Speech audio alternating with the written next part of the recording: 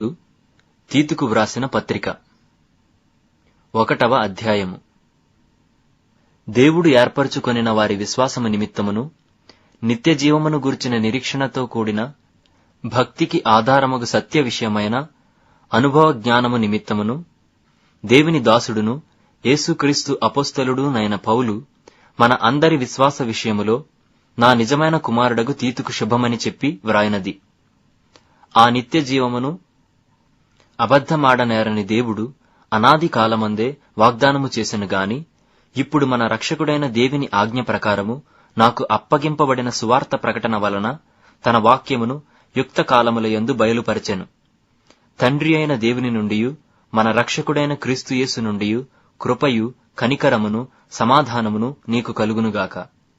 నేను నీకాజ్ఞాపించిన ప్రకారము నీవు లోపముగా ఉన్న వాటిని దిద్ది ప్రతి పట్టణములోనూ పెద్దలను నియమించు నిమిత్తమే నేను క్రేతులో నిన్ను విడిచి వచ్చి తిని. ఎవడైనను నిందారహితుడును ఏకపత్ని పురుషుడును దుర్వ్యాపార విషయము నేరము మోపబడని వారై అవిధేయులు కాక విశ్వాసులైన పిల్లలు గలవాడునై ఉన్న ఎడల అట్టివానిని పెద్దగా నియమింపవచ్చును. ఎందుకనగా అధ్యక్షుడు దేవుని గృహ నిర్వాహకుని వలె నిందారహితుడై ఉండవలెను.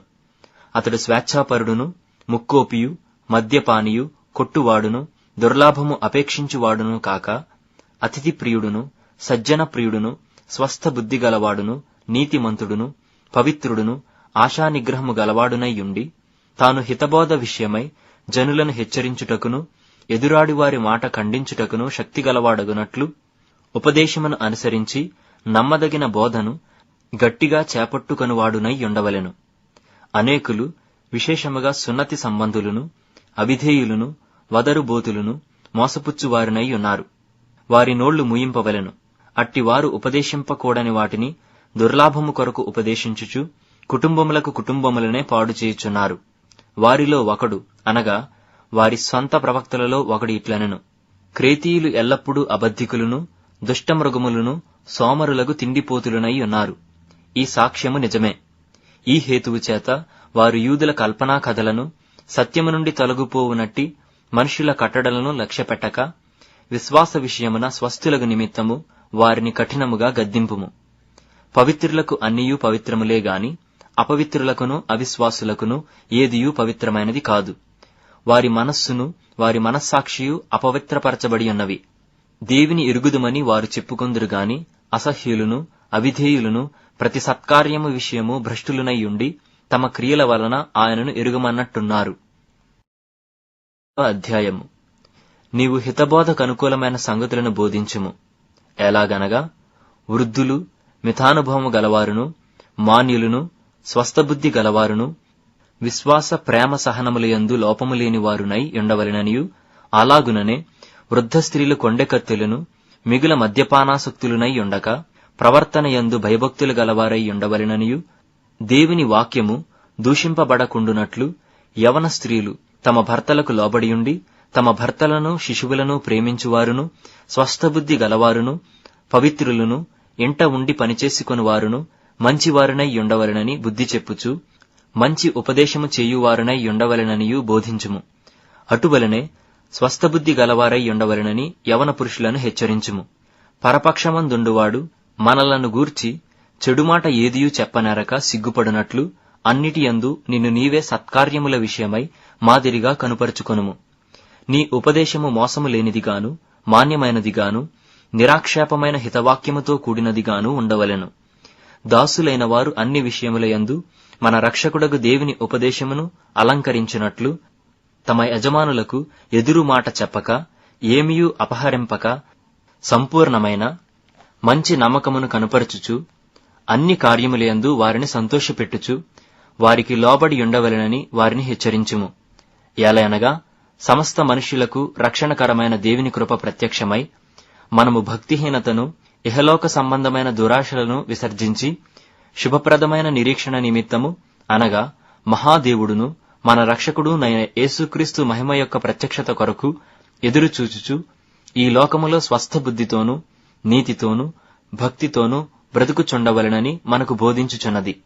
ఆయన సమస్తమైన దుర్నీతి నుండి మనలను విమోచించి సత్క్రియలయందాసక్తి గల ప్రజలను తన కోసరము పవిత్రపరచుకొని తన సొత్తుగా చేసుకొనుటకు తన్ను తానే మన కొరకు అర్పించుకొనెను. వీటిని గూర్చి బోధించుచు, హెచ్చరించుచు, సంపూర్ణాధికారముతో దుర్బోధన ఖండించుచూ నుండుము. నిన్నెవనిని తృణీకరింపనీయకుము. 3వ అధ్యాయము. అధిపతులకును అధికారులకును లోబడి విధేయులుగా ఉండవలెననియు, ప్రతి సత్కార్యము చేయుటకు సిద్ధపడి ఉండవలెననియు, మనుషులందరి ఎడల సంపూర్ణమైన సాత్వికమును కనుపరచుచు, ఎవనిని దూషింపక జగడమాడని వారును శాంతులునై ఉండవలెననియు వారికి జ్ఞాపకము చేయుము. ఎందుకనగా మనము కూడా మునుపు అవివేకులమును, అవిధేయులమును, మోసపోయిన వారమును, నానా విధములైన దురాశలకును భోగములకును దాసులమునై ఉండి, దుష్టత్వమునందును అసూయయందును కాలము గడుపుచు, అసహ్యులమై ఒకనినొకడు ద్వేషించుచు ఉంటిమి గాని, మన రక్షకుడైన దేవుని యొక్క దయయు మానవుల ఎడల ఆయనకున్న ప్రేమయు ప్రత్యక్షమైనప్పుడు, మనము నీతిని అనుసరించి చేసిన క్రియల మూలముగా కాక, తన కనికరము చెప్పుననే పునర్జన్మ సంబంధమైన స్నానము ద్వారాను, పరిశుద్ధాత్మ మనకు నూతన స్వభావము కలుగజేయుట ద్వారాను మనలను రక్షించెను. మనమాయన కృప వలన నీతిమంతులమని తీర్చబడి, నిత్యజీవమును గూర్చిన నిరీక్షణను బట్టి దానికి వారసుల మగుటకై ఆ పరిశుద్ధాత్మను మన రక్షకుడైన యేసుక్రీస్తు ద్వారా ఆయన మన మీద సమృద్ధిగా కుమ్మరించెను. ఈ మాట నమ్మదగినది గనుక దేవునియందు విశ్వాసముంచిన వారు సత్క్రియలను శ్రద్ధగా చేయుటయందు మనస్సుంచునట్లు నీవీ సంగతులను గూర్చి దృఢముగా చెప్పుచుండవలనని కోరుచున్నాను.